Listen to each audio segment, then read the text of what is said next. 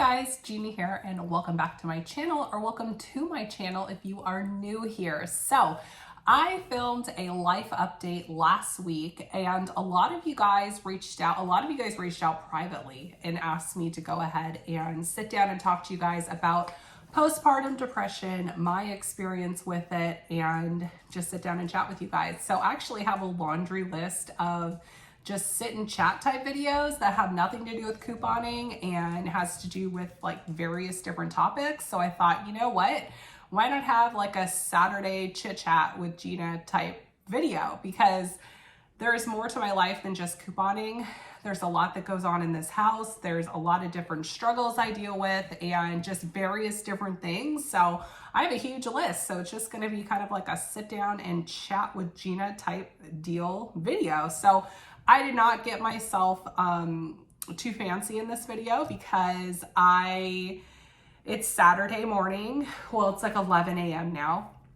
Some people would view that as the afternoon, but it is Saturday at 11. My husband just took our older 3 kids out to the park. I am still dealing with a cold going on. Avery is in the other room sleeping. So if you hear the grunting of a little, I think she sounds like a little piglet, but she likes to grunt in her sleep too. So if you hear some grunting going on over there, don't be alarmed. She's absolutely fine. She just, she's a very loud sleeper. So I am still in my pajamas. Well, okay. I took a shower and then got back into new pajamas. So it is such a great feeling to know that once I get out of the shower, all I need to do is put on some clean pajamas. Like, I live for that. So I am sporting a very old couponer shirt that I made with Bonfire. It says, "Hold on, I have a coupon for that." And I also have my Santa pants from designer Jen, which I absolutely love these. And I wore these at the hospital when I was having Avery. And I told my doctor, I said, I wanted to bring something that made me happy, and Santa and Christmas makes me happy. So Jen, I don't know if you knew that, but I birthed Avery in these pants. So fun fact there. So thanks, Jen, for my labor pants. But I wanted to sit down and chat with you guys about something that, I mean, some people talk about it, some people don't talk about it, some people don't quite understand it. But we're going to sit down and talk about postpartum depression. So yes, that is definitely a thing.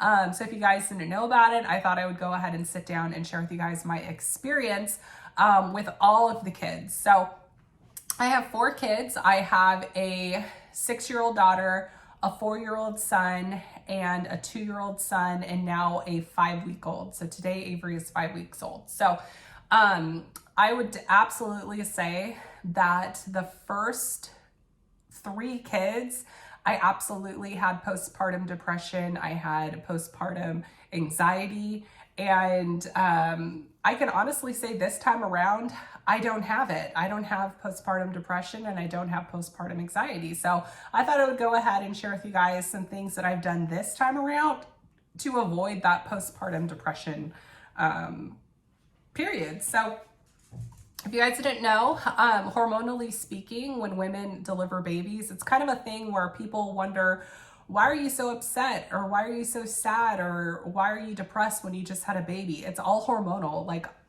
women can't control it. If you cannot control, literally your hormones take over, and you go through this phase of postpartum depression to where you could be sad, you could be easily agitated, you could have very high anxiety, you could not sleep. There's so many different things. Your appetite can change, you could isolate yourself, you could not want to be around others. There's just a laundry list of symptoms with postpartum depression. So one, if you think that you are at all experiencing postpartum depression, definitely reach out to your doctor and reach out to your support person. So if you are living with your spouse, you need to talk to your spouse about it. If you're, living with your parents, you need to talk to your parents about it. Whoever you're living with and whoever is the closest person to you, you need to reach out and let them know so that they're aware. And that so they can be, checking up on you more frequently and helping you out a little bit more. So I think that this time around with Avery, there's just been a lot of things that I've done differently. So one, I started my antidepressants the day I got home from the hospital. So I started taking my Celexa medication basically 3 days postpartum. So obviously that helps. The medication that I'm on helps me with my moods, and it helps me with my anxiety. It helps me with depression. So definitely me being medicated is something that is non-negotiable for me. And I do have a medication that is breastfeeding friendly, so that helps as well. Also, I think that me breastfeeding this long has actually helped, because I've definitely read different like websites that say breastfeeding does help if you struggle with postpartum depression. So I absolutely think that this is also a factor into why I'm doing so well, is because I'm breastfeeding a lot longer. So when I say I'm breastfeeding, I'm not nursing, but I'm pumping. So I have a pump that I put on about every 2 to 3 hours, and I just pump the milk that comes out within a 30-minute span. And if I need to give her formula to get the amount that she needs, I'll go ahead and just top it off with some formula. But she's kind of half and half right now. So she's not exclusively breastfed, but she definitely is, she's getting more breast milk. And I think the hormones that are released when you're nursing and when you're pumping your breast milk, I think the hormones that are released actually help with that postpartum depression feeling. So that's definitely helped. I have also just been a little bit more vocal on when I need help. So I want to say about a week and a half ago, I was so exhausted. I was so tired because Avery hadn't been sleeping that great, and I hadn't been sleeping that great because, like I said, she's a very loud sleeper, so she grunts a lot.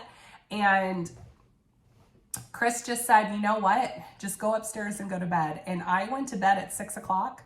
He took care of the evening feeding, which was great.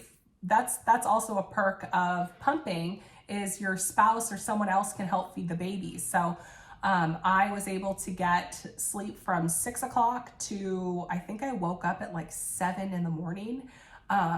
So it was a really good sleep, a really good refresher for me. And I just felt like a whole new person the very next day. I even like curled my hair, put a little makeup on. It was like that, that part in the movie 50 Days of Summer, I think that's what it's called. And, you know, after a really great night with the girl in the movie, he was like dancing and singing. It was just, I had that feeling of, I felt so much better after I had gotten some sleep. So being vocal with your partner or whoever it is that's helping you out, like, hey, I need to get some sleep. Like, you're going to have to handle this because I need to get some sleep. So for mom, taking care of yourself is something that's really important as well. So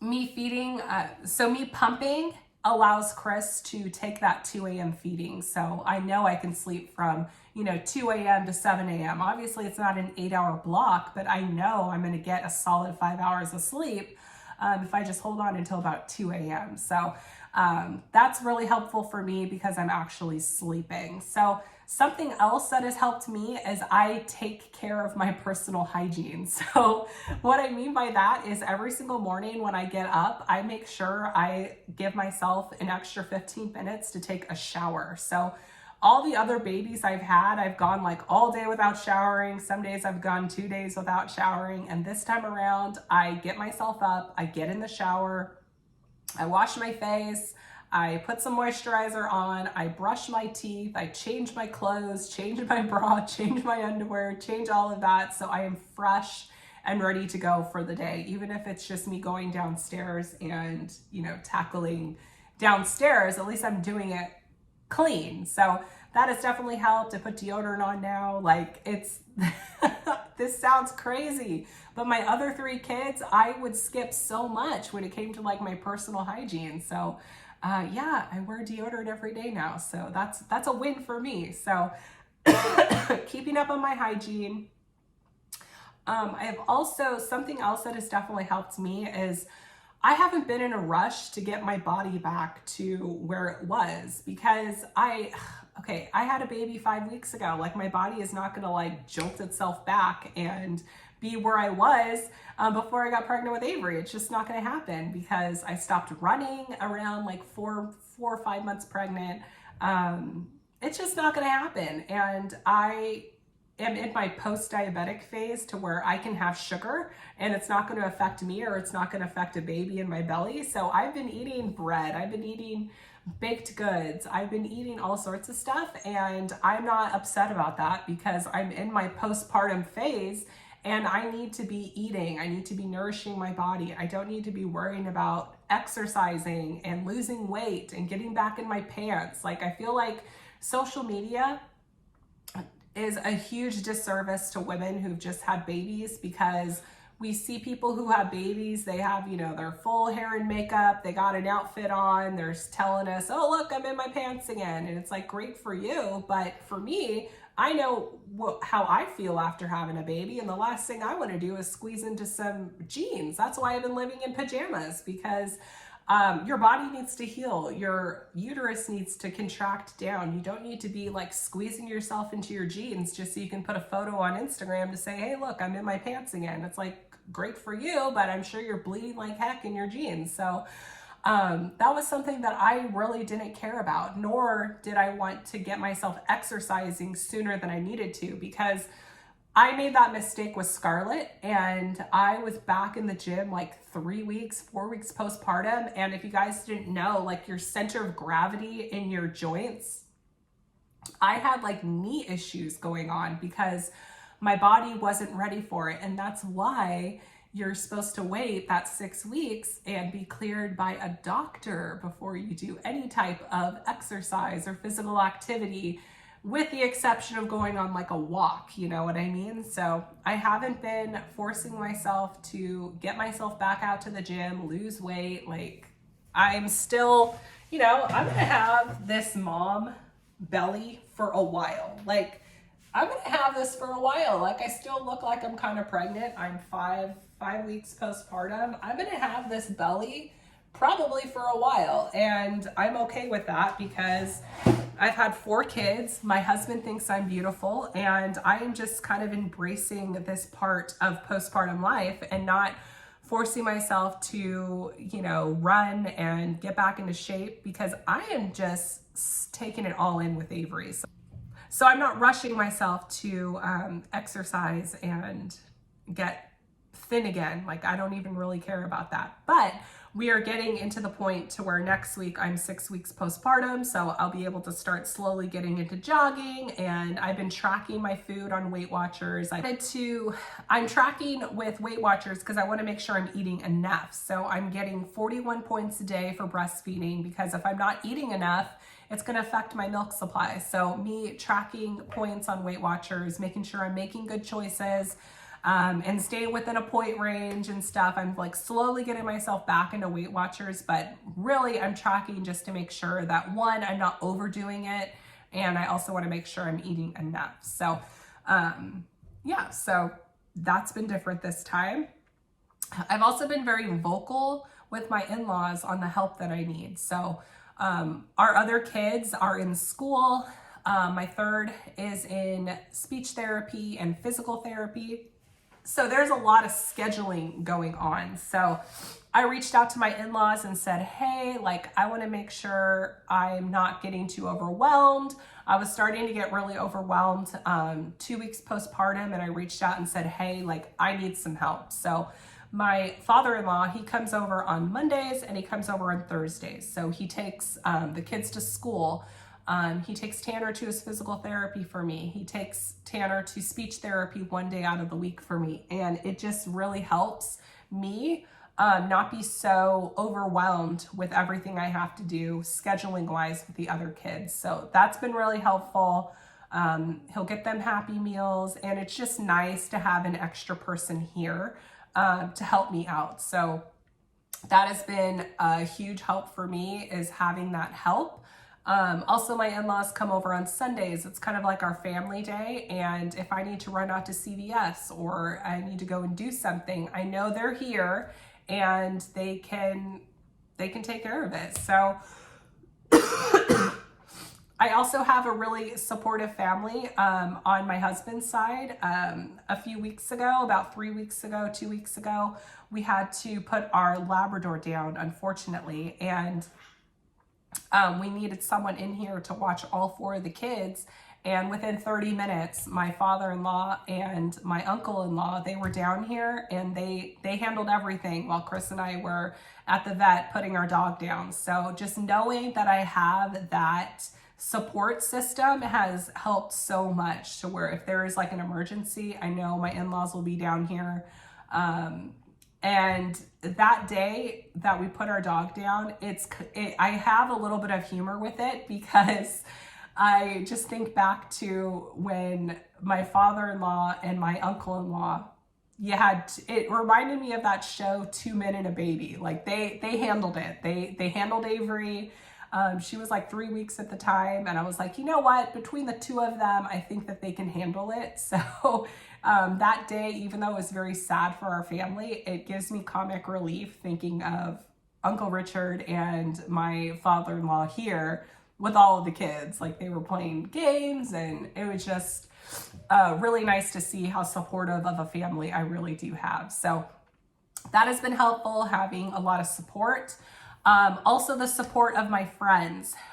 You need to have a safe space to vent to other moms, other friends. You need to have those people in your village to where you can just vent to them and they're not going to judge you. They're not gonna, you just need those people. And that has been really helpful. I remember, I'll just be very candid in this video. My husband, when we were coming home from hospital, my husband had mentioned, oh, just so you know, my parents and your mom, they're wondering, is this going to be the last baby? And when I was told that in the car, I was so angry. I'm like, why are we talking about if I'm going to have another child or not when I'm hormonal and exhausted and had just had a baby and hadn't been home yet? I was so angry that conversation was even like brought up. I was so heated. I reached out to a few of my friends and I was like, I can't believe this conversation even happened. And blah, blah, blah. I was going crazy with my friends. And it's just not the time to ask a mom if she, first of all, I don't think it's anyone else's business on if you're going to have more kids or not. I think that is something that is between you and your partner, or you if you're a single mom. I think that topic is a very sensitive topic. It was a very sensitive topic for me because I was getting very emotional thinking about, oh my gosh, like I'm shutting the door on childbearing years. It was just a lot of emotion at one time for me to process. And just let the woman decide that on her own, because I have gotten to a place to where I feel like my family is complete. When I hear other people are pregnant, my response isn't, oh, I'm jealous, I want to be pregnant. My response is, oh, I'm glad it's not me. And I'm trying to get rid of baby stuff as I don't need them anymore. And I think that those are the signs that I needed to see for myself to know that I'm done having kids. Like I needed to get to that decision. I needed to get to that conclusion, not pressure of family telling me, hey, don't have any more kids because your body can't handle it. Obviously, yeah, that's a factor too, but you need to let the person get to that point on their own. Chris is a supportive husband, and I'm pretty sure if I said, hey babe, I want to have one more, I'm pretty sure he probably would go along with it because he loves me that much. But realistically speaking, our house, we don't have room for any more kids. We're 2 and 2 to a room. So we don't even have any more room for any more kids. So obviously if God has other plans, God has other plans, but, yeah, I think I kind of went on a tangent, but, something you definitely don't talk to a postpartum mom a few days after giving birth is, hey, are you done having kids? I think that's incredibly rude to even say to a mom in general, or anyone in general. So yeah, we're going to move off from that tangent, but having that support system, having your friends. I have a church group, so we had a meal train. So My friends from church had brought dinner for us, and that was just so incredibly helpful. And I know that if I need help, if I needed something, I could just reach out to them and say, hey, I'm struggling, I need this. You need to have your village, you need to have your people, and that has definitely helped me. And also, lastly, I would say be very vocal with your support person. So if it's your boyfriend or your girlfriend or your husband, your wife, your parents, whatever it is, you need to let them know where you're at. You need to let them know how you're feeling. And that has definitely helped me, because coming out from the hospital and all the hormones going, like, I was crying all the time. I was crying because I was tired. I was crying. There were so many things. I was crying because we were going home. I was crying all the time. And I think what's different for me is I let myself feel those feelings. I let myself cry. I expressed to Chris when he was making me upset, and I would tell him why he was making me upset, and me just being a little bit more vocal with my feelings and how I'm feeling, how I'm doing.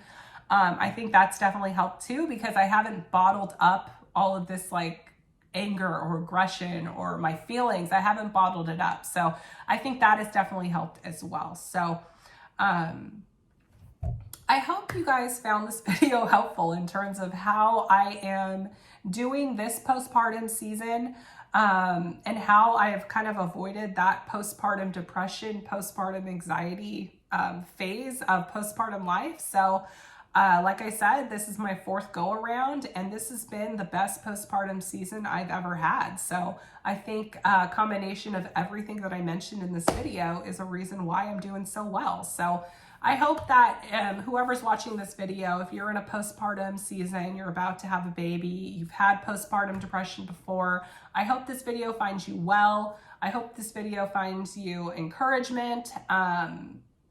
And just know I'm here for you. If you want to reach out to me through my email or Instagram or drop a comment, I'd be happy to chat with you. And yeah, so I hope you guys are having a great day. Let me know in the comment section below if you would like me to share with you guys my journey exclusively pumping for breastfeeding. I would be happy to sit down with you guys next week and talk about pumping and how that's going and tips and tricks and whatnot. I would be happy to do that as well. So I hope you guys are having a great Saturday, and let me know if you like these like sit down chit chat videos about things other than couponing. So I will talk to you guys all very soon. Bye guys.